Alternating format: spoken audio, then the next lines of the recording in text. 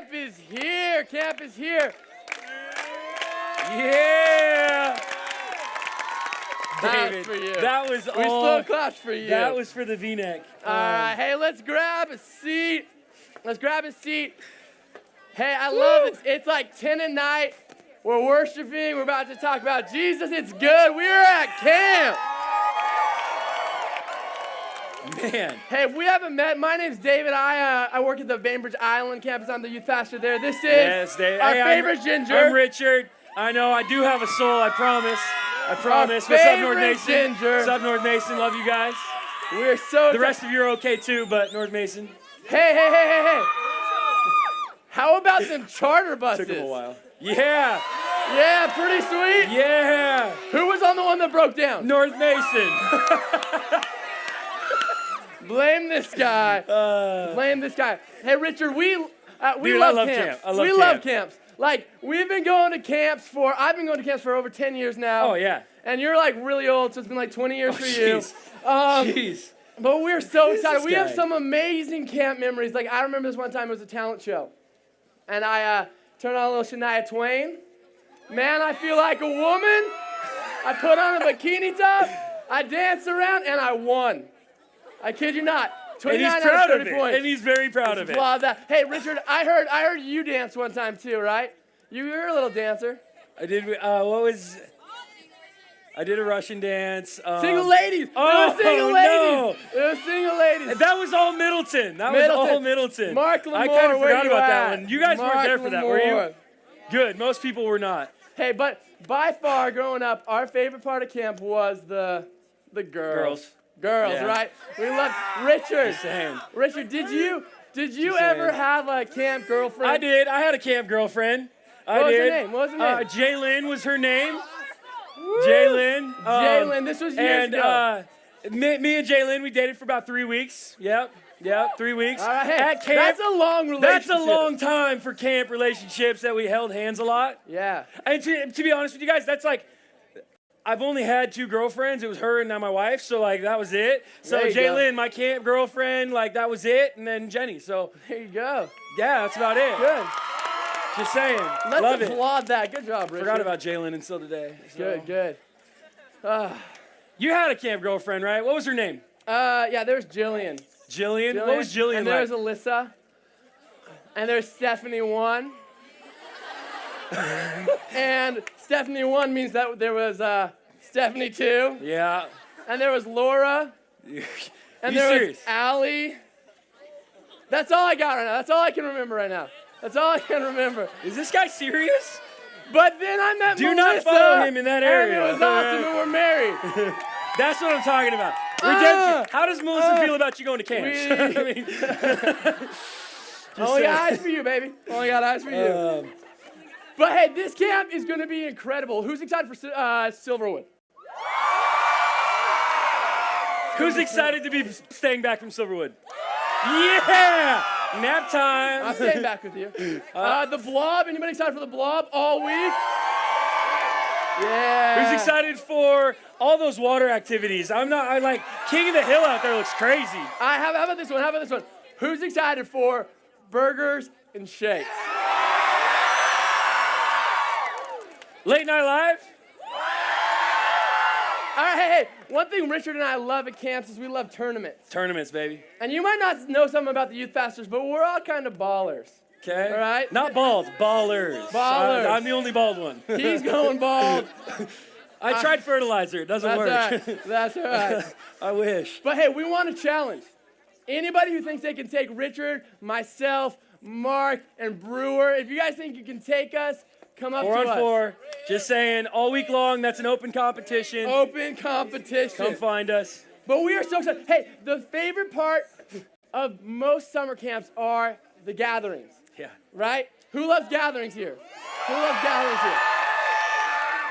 And we're so excited what we have in store for you. And we have an awesome theme this year. Richard, what are we unpacking in our gatherings? Yeah, this week, you've heard about it for quite a while now. And we're talking about stories.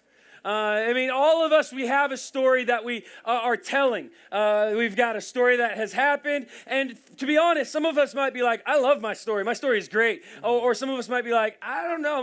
My story's more like a drama, and there's a lot of like weird stuff going on. You might be like David, and it's more of like a soap opera with your camp girlfriends. But it's a wonderful soap opera.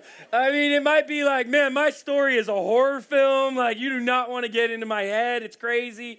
But regardless of your story, I mean, the cool thing about everybody's story is that there's a twist. I mean, just think about all the best movies. There's twists, right?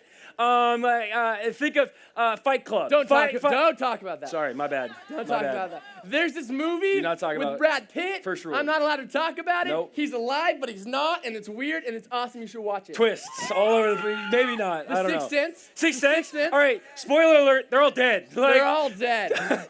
That's twist. Like the twist. Weird. I mean, but those are bad twists. Let's think Those of are a bad good twists. Good twists. Like The Bachelorette. Where are my Bachelorette fans here? All right, any dudes in the house? Brian Lingman loves it. They have the best twist. At the end, they're handing out the rose. He's serious. I love it. He watches it by himself. I mean, he says his wife is there, but... All right, but at the end of the show, the woman gets to hand out a rose to the men she liked, and you never know who's going to get cut. It's the best twist ever. Okay, maybe we didn't come up with the best Bachelorette. ideas of twists, but... Bachelorette. Oh, jeez. But I mean, really, regardless of your story, there's always an opportunity for a twist. And this week, what we're talking about how is the decisions you make today. The decisions you make today here in this place, this week, really, they're going to determine the story you're going to tell tomorrow. And so you might have a story that you've been living and you're like, this is awesome. The decisions you make today might make your story even greater. Yeah. And that's the twist. You might be like, man, the story that you're living is like, man, I don't like my story. The decisions you make today might be the twist that makes it a great story. And so that's what we're talking about. And I mean, what is your twist? What are your twists that you're going to be making? What are the decisions you're going to make today? Determine the story you're going to tell tomorrow. And we're going to be going through some decisions all week. And one of our decisions, the one that we're talking about today is, what are you deciding to start? I decided to start. And what I love about your age, what I love about teenagers, is that you're starting a ton of things. Think about the things you're starting. Who in here starting driving? Anybody can drive? Anybody here can drive? Anybody in driver's ed? Yeah, the most boring thing in the world. But you're starting to drive, and when you start to drive, at first you go a little bit slow, then your friends get in the car and you go too fast. And so you're starting to drive, and the worst thing is when you start to drive and you're also starting to get a cell phone and you're starting to text. And now some of you guys are texting and driving, which is bad. You better stop that. Instagramming and driving also is the same thing. Vining and driving, Snapchatting and driving is even harder. Facebooking and driving is even harder. You need to stop that. Speaking of Instagram, some of you guys have started something that I don't want you to start. They're called selfies. Smile. They're called selfies. Stop that. The only reason you're taking a selfie is for yourself, because if somebody else wants to see a picture of you, they take a picture of you. Stop taking selfies. We don't care. Bathroom mirror, not good enough. You're beautiful, but let somebody else take that picture, okay? Can we agree with that, okay? Deal. Sorry, that was my rant of the night. Back to Jesus. Back to Jesus. All right, so a couple of things that we start. You guys are starting right now. Some of you are in the process of starting like school sports, jumping into a school team. Maybe you just for the first time made varsity, or you're jumping into a different area. And when I say we're talking sports, like I don't mean soccer. I love you guys, but I love you guys. Wait. Oh. I'm just joking. Wait, Richard, what is your son? Okay. What is your son? No, seriously, my son Ryder, he is 3 years old, and from the point he can talk, you can ask him still to this day, Ryder, who plays soccer? Girls do. I did not teach him that. I didn't. I promise. I still love soccer. I was just joking. Another thing David some of you guys say are starting. Another thing, I didn't make him say it. Another thing, you guys can't just be mad at me. Another thing you guys are starting are relationships, right? No, not here, not here, not at camp. But David's already back to it. You see that boy or you see that girl and you like them and you're like, oh yeah, you're starting to like them. You're starting to get a crush. And here's how I know. Here's how relationships start, right? No, keep that away from me. Here's how relationships start. I wanted it between us. You're sitting by the girl you like, right? You the girl? You're the girl. You don't even have a beard. Hairy girl. Sorry. But you're sitting by the girl you like. and you don't know if she's digging you back or not, here's the safest thing you do, and you do it. It's called the knee touch. Yeah. It's right here. You touch the knee. You touch the knee. Now here's the thing about the knee touch. He said he wasn't going to do it. Here's the thing about the knee touch. The knee touch is like, oh, sorry, I didn't mean to bump your knee. If she pulls away like that, Really? If she pulls away, you're like, okay, you don't like me. But if she lingers, and she's like, all right, my knee can touch your knee. I'm okay with that. Navy blue. You start to like Navy blue. touch your feet, and then all of a sudden you put your hand on your leg, and she has her hand down on her leg, and you're like, oh, can I hold that? And then you're starting to look at her, and you're like, no, that's purple, bad.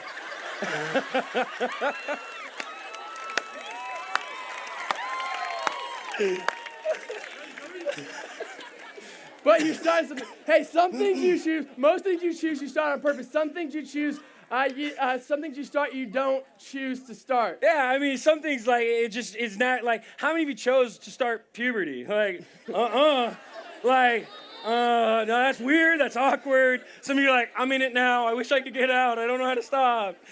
It's like, when I was in 5th grade, I didn't mean to have orange armpit hair. Like, they make fun of you. You got it in 5th grade? 5th grade, bro, I'm sorry. It's weird.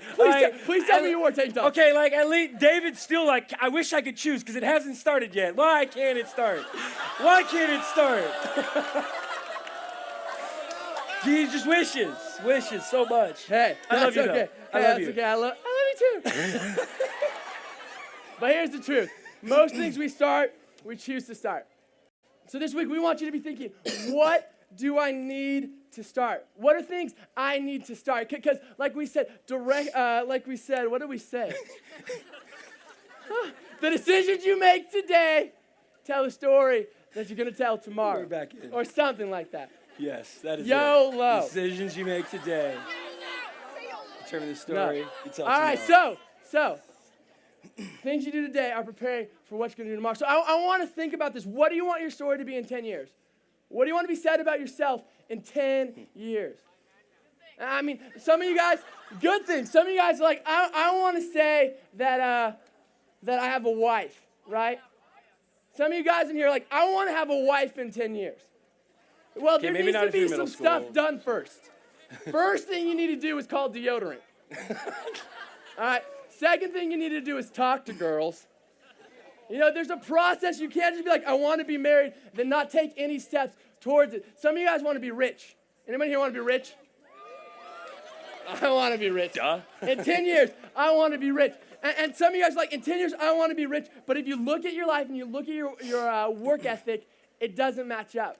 You're not trying hard in school. You don't have a good work ethic. You never work for anything. And you're never going to become rich if you don't develop that. And so we're talking about the things that you need to develop to get to where you want to get. But let's bring it in a little bit. Next year, you're sitting at this camp. A year's gone by. What do you want to be said about yourself? What are the things you want to have developed? Man, some of you guys, I want to love God like crazy. Some of you guys are like, I want to be loving and I want to be kind and I want to have a good reputation. Well, what are the steps you need to take right now to get there? The steps you take now determine the story you'll tell tomorrow. So what needs to happen? Because you need to know this. Direction, not intention, determines destination. Direction, not intention, determines destination. That means that the things that you're doing right now are leading you where you're going, not the things that you want to be doing. Not the things you want to be doing. So what are the things you need to start that are going to get you to where you want to be? Yeah, and really, if you've got a plan for 10 years from now to have things that are really a godly vision for your life, or maybe you just have like a good plan for your life, or maybe you're like, I just want to be a good person, or whatever it is, you have to ask that question, like, what do I need to start? And often, before we're even able to ask that question, because sometimes it's like, I don't even know what I need to start because I'm just like trying to get through today. I think there's a couple questions we need to ask in order to be able to answer that question. Where do I want to be in 10 years? Or where do I want to be next year? The first question that you need to ask is this. What does God want me to want? What does God want me to want? Not what does God want me to do, not as, like, what does God want me to want? What is his plan for my life? And then based on the answer you come up with that, based on the answer you have for that question, the question you need to ask is, what do I need to start? So what does God want me to want? And based on that, what do I need to start? And for some of you, you're sitting here and you, like, when you're asked that question, what does God want me to want? Like, you've already asked that. You know the answer to that. You're like, I know. Like, I know what God wants me to want. And I know what I need to start. And simply, all you need to hear is this: do it. Like, start doing it. If he said it to you, what is God saying to you, and what are you doing about it? And some of you are sitting here, you're like, I've been leaning in, I've been trying to get to know God, I've been showing up at youth, or I've been around my friend who invited me here, and they've been talking about God, and I've been asking him, God, what do you want from me? What do you want from my life? And you might not have an answer yet. You might be just like on the fence, like, I don't know what he wants. And maybe this week is your opportunity to actually learn to listen to God. Learn to know what his voice sounds like. Learn to know what his presence is in your life. And so maybe that's your plan for this week, is to lean in to get to hear him. And for some of you, you might be at the spot where it's like, honestly, guys, the only reason I came is because a cute girl invited me. Like, I mean, God, like, I like the idea of it, but I mean, it just sounds like a fairy tale. I mean, like, not even on the same page as you guys. I mean, you're all jumping up and down, singing songs. I'm like, why? What are you doing? Or maybe you've been told about a God that you're just like, the God that's in your mind, you're like, I don't like him. The God that's in your mind, it's like, he's mean, he's got a ton of rules, and if I screw up, then I'm in trouble. And it's like a mean God who's just like the guy with the magnifying glass over the ant trying to burn them all. It's like, we're all the ants running around like, God, don't burn us. And to be honest, like, I don't like that God either. And so this week, if that's you, allow your heart to be open to who the real God is. Maybe you've got a picture of God because of what other people have told you, and maybe he wants to show you himself for the first time, who he really is. And the God we believe in, he's a God of love, he's a God of grace, he's a God who wants to give you everything in your all of your wildest dreams. And so that's who we want you to lean into as you ask these questions. What does God want me to want? And based on that answer, what do I need to start? And as you lean in, what you'll notice is the worst thing that'll happen at this camp is you'll have a ton of fun, and then you'll come to some gatherings. Like, that's the worst thing. You'll have a blast all week, and you'll come to some gatherings. But the best thing that could possibly happen is that you could have an encounter with the God of the universe who created you. And so this week, we're looking at some stories. We're looking at some people in the Bible who made some choices, who made some big decisions, and God blessed those decisions, and God began to write and author their story differently. And the first people we're looking at, their names are Shadrach, Meshach, and Abednego. Shadrach, Meshach, and Abednego. And what you need to know is Shadrach, Meshach, and Abednego were growing up in a time when there was this powerful empire called Babylon. Say Babylon. Babylon. It's kind of fun. And there was this king of Babylon named Nebuchadnezzar. Can you say that? Nebuchadnezzar. We'll call him Nebi. No, we won't. There's Nebuchadnezzar. And Nebuchadnezzar, what he did, he was the most powerful man in the world, and he would invade cities. Because they had the most luxurious city, the best city. He would go into other countries and invade cities. He'd take their goods, and then he would take the best people. This is what he commanded his people. He said in Daniel 1:4, he says, select only strong, healthy, and good-looking men, like the Bachelor. Make sure they are well-versed in every branch of learning and are gifted with knowledge and good judgment and are suited to serve in the royal place. Train these young men in the language and literature of Babylon. And so what he did was he would invade these cities. And when he invaded Jerusalem, which was where Shadrach, Meshach, and Abednego was, he took them. He took them. And what that meant was they were the best of the best. They were the best looking. They were the prom king. They were the football stars. They were the stars. They were the valedictorians. They were the best of the best. And what he would do is he'd come and he'd take them and he'd bring them back, and then he would brainwash them. And he had a process. He would rename you. Their original names weren't Shadrach, Meshach, and Abednego. Those were the names that King Nebuchadnezzar gave them. He'd change their clothes. He shaved their head. He'd change everything they did. He'd give them the most luxurious lifestyle. So as much as they missed their family, they were still living in comfort. And it was a really easy life to lean into. But the thing you need to know about Shadrach, Meshach, and Abednego was they had one commitment. And that was to remember to seek God. Yeah, and in that process of brainwashing, in that process of trying to get them to be as immersed in their culture and renaming them and changing the way they look, one of the big things that they did was they changed their food. And we were like, okay, that just seems weird. Okay, what's the point of that? Really, the food was pretty significant. The food that they were offered, I mean, it was like the top of the top. Like, it's the best food. It's in the king's palace. It's like all this amazing stuff. Bacon wrapped shrimp. Dude, that's some grub right there. I'm hungry. That's some grub. But really, this food, the significance of it was that it was often It was the food that was from an animal sacrificed to another god. Okay, so anytime somebody ate of it, they were acknowledging the sacrifice made to this other god. So Shadrach, Meshach, and Abednego, this crew of guys who were held captive, and now they're being brainwashed into this culture. One of the big parts of it was to get them to forget their God. To feed them in these small little areas and to bring in these little things that they might not think were big deals, but eventually they would forget their God. And so they had this opportunity to eat the king's food, which was sacrificed to these other gods, and ultimately it was them saying, I acknowledge your God, and eventually we might forget ours. But they decided they were going to stand firm in something, and they said, we're going to hold a value to the fact that we want to be committed to our God. And so they asked that they would be tested. They said, hey, can we eat just veggies and water? Can we just eat veggies and water? That's all we're going to eat. We don't need any of this other food. And I know there's we might get in trouble for this, but can we please do that? And God blessed that they wanted to be committed to following through in that. And really what we see in this story of Shadrach, Meshach, and Abednego with eating their veggies is they had a value to be committed to God. And in every area, your actions will follow what you value. I mean, just think about it. What is it you value? What are the things that you value? Some of you might say, I value my relationship with my parents. I value my family. But you go out and you're late, you miss curfew, you fight with your mom, and really your actions are showing maybe you don't. I mean, maybe I remember actually at the buses this morning. I know that was a long time ago for many of us. Okay, at the buses this morning, one of the students from North Mason, she was like, where were you last night? I was like, what do you mean? I was like trying to pack and sleep, and we're here early. What do you mean? Well, I was at One Direction. How many of you guys were at One Direction last night? Okay, you guys are nuts, all right? First of all, I think I got home at like 2, 3 in the morning. We had to be at the buses at 5, 6 o'clock. And she honestly was like, where were you? Why weren't you there? It's like, first of all, I do not value One Direction. Nah, you're a Niall guy. You like Niall. Niall. Okay. I wish I knew who Niall was. But really, Lies. in every area of your life, you got to look at what is it you value. And based on that, what are your actions? And so continuing to look at this story, the way they lived out their life, we saw that they valued God, and in small things, their actions were made visible. It was small things like eating these veggies.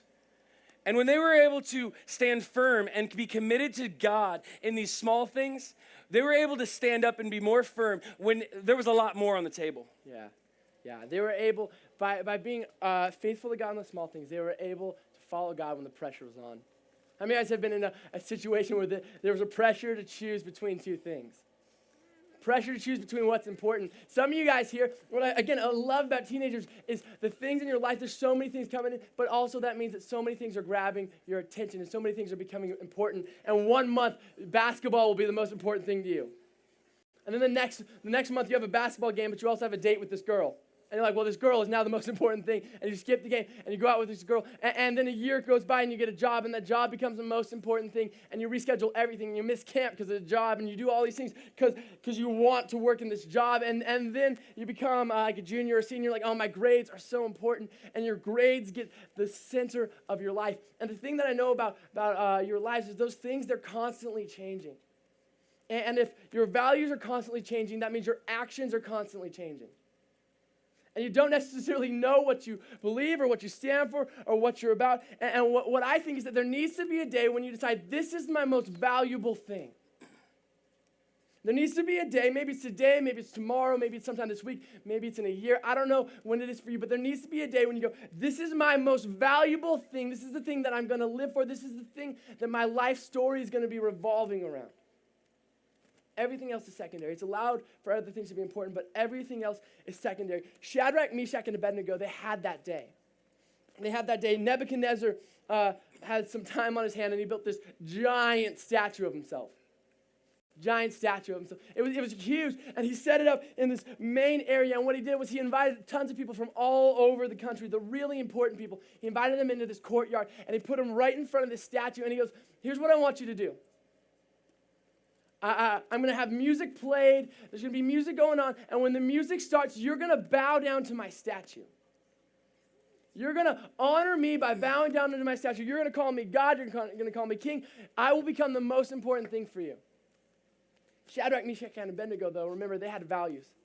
Their most important value was God. Their most important value was remembering to seek God. And so the music played. Everybody bowed, and Shadrach, Meshach, and Abednego stayed standing. And the guy next to him was like, dude, you're supposed to bow.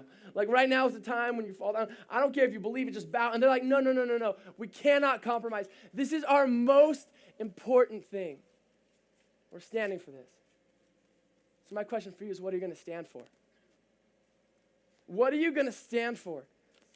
What's the thing in your life that when everything is coming at you, when life is going crazy, when the pressure's put on for you, you're like, I will always stand for this?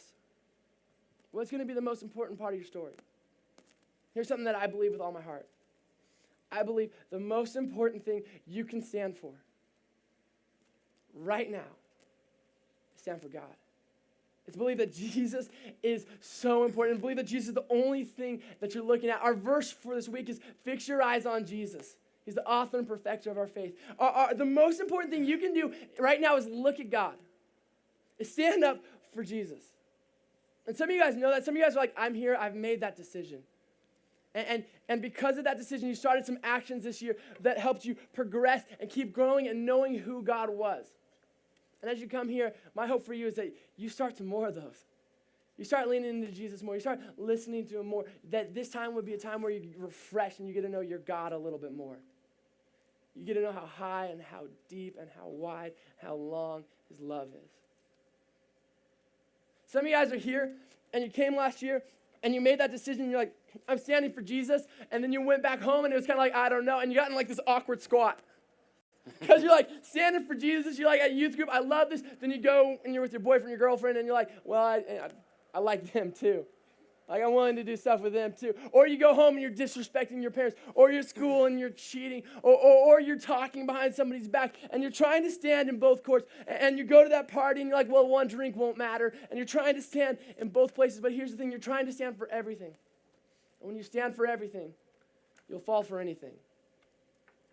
When you stand for everything, you will fall for anything. The next best thing. The next best thing. Some of you guys are here like, I don't know. I don't know what I believe in. I don't know what you mean stand. I don't really know what that means. Here's what I want for you. I want you to commit to this week listening and looking for God. Open your heart. Be willing to say that, God, if you're real, I don't know you. I don't know if you're real. But if you're real, God, I want to encounter you this week. Can that be the thing that you stand for? Shadrach, Meshach, and Abednego, they stood for God. They said, this is the most important thing. This is the thing that we're leaning into. And Nebuchadnezzar heard about this. And so he had Shadrach, Meshach, and Abednego brought in front of him. And he was there, and he was not happy with them at all. He was furious. And he's like, why would you not bow down to our statue? Why would you not bow down to the statue? All you need to do is bow down. Just do it. So I'm going to give you another chance. I'm going to play the music. I'm going to give you a shot. And when the music plays, all you got to do is bow down. All you got to do is bow down.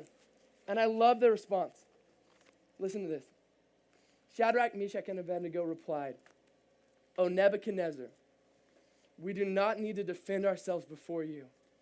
If we are thrown into the blazing furnace, their lives were on the line. He said, if you don't bow down, I'm going to throw you into the furnace. And like, no, we're not gonna bow down. You can, if we are thrown into the blazing furnace, the God whom we serve is able to save us. He will rescue us from your power, your majesty.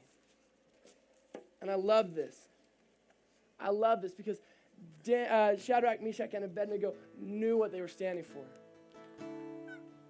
And what they knew, what you see is in their life, the truth they had stored up in the silence came back to them in the storm.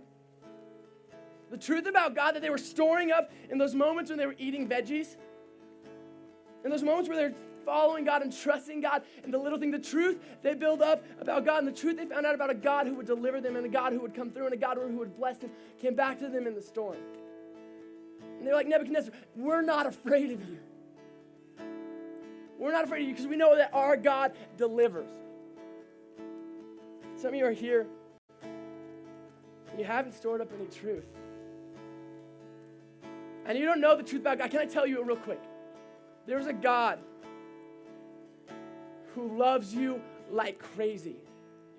And he's in pursuit of your heart. He says you don't need to be afraid or discouraged, for he is with you. The Bible says that he adopted you as his own. He wants you. He chose you. And he wanted to do so. The Bible says that he has a great plan and a future for you. So I don't know what the rest of your life looks like right now, but I know right now, in this place, right here in this moment, there is a God who absolutely loves you. And I love their next words. They say, our God will rescue us, is able to save us. He will rescue us from your power, your majesty. Check these next words out. But even if he doesn't rescue us, we want to make it clear to you, your majesty, that we will never serve your gods or worship the gold statue you've set up. But even if he doesn't, and some of you guys are like, but even if he doesn't, freaks me out. Shadrach, Meshach, and Abednego knew where their value stood, and they said, even if God doesn't come through the way I want him to, I trust that he's good. But even if God doesn't bring my parents back together, even if God doesn't heal my friend, even if God doesn't speak to me the way I want to speak to me, even if God doesn't say what I want, some of us are worshiping an outcome when we need to worship a God. Some of you guys need to stop worshiping an outcome. You need to stop saying, God, I want you for this. And you say, God, I want you for you. You need to start that this week. What are you going to stand for? I'll never forget when I was 13. I went to the summer camp like this. And I sat outside like this. And there was a speaker. And I remember what was going on in my life that year. My parents had just gotten a divorce. My dad had an affair on my mom. And I remember being like, this is the worst thing that I know. Because my family was the most important thing for me. That was what I valued the most. It was my only consistent. It was what I always went back to, even when sports were good, when girls weren't good, when everything wasn't good, when school wasn't going well. I went back to my family. And the thing that I knew the most failed me. And so I started looking. Girlfriends, sports, pornography, school. I don't know what it was, but I started looking all over the place. And then I came to this camp and I sat there. And the speaker said this, you know what? If you want to make God the most important thing in your life, if you want to say yes to Jesus, if you want him to be the most important thing in your life, right now what I want you to do is stand. I remember that day. It's clear as day. I stood up. I remember that day. I stood up. So for you, I don't know what it is. But right now, as you're standing for different reasons. If you want Jesus to be the most important thing in your life right now, stand up. Some of you guys I don't know if I can say that. Maybe you stand up if you're saying, God, I want to lean into you this week. God, I want to listen to you this week. God, I want to hear from you this week. If you're real, I'm going to stand up right now and give you the chance to talk to me this week. Some of you guys I follow Jesus. I want him to be my number one. And I'm standing up because I want to have courage going forward. What are you going to stand for? Actions follow value. What do you value the most? Will you pray with me? Jesus, you're good. Jesus, you are the way, the truth, and the life. You're the only thing. God, it's not complicated. You love us so much, God. And I pray as we go through this week and as things are trying to grab our attentions, God, as we begin to tell our story with you at the center, God, with you as the author, God, can we fix our eyes on you? God, can we focus in on who you are, God? Can we say, God, we're going to listen to you? God, we want to hear from you. God, would you be with these students, God? Jesus, you want to start a movement. Jesus, you want to change the world. God, first you want to change each and every heart in here. God, can we start to listen to you? Can we start to look to you? Can we start to obey you? Take us, God. Jesus, we love you more than anything. We stand for you. Change our lives. We love you in Jesus' name. Amen.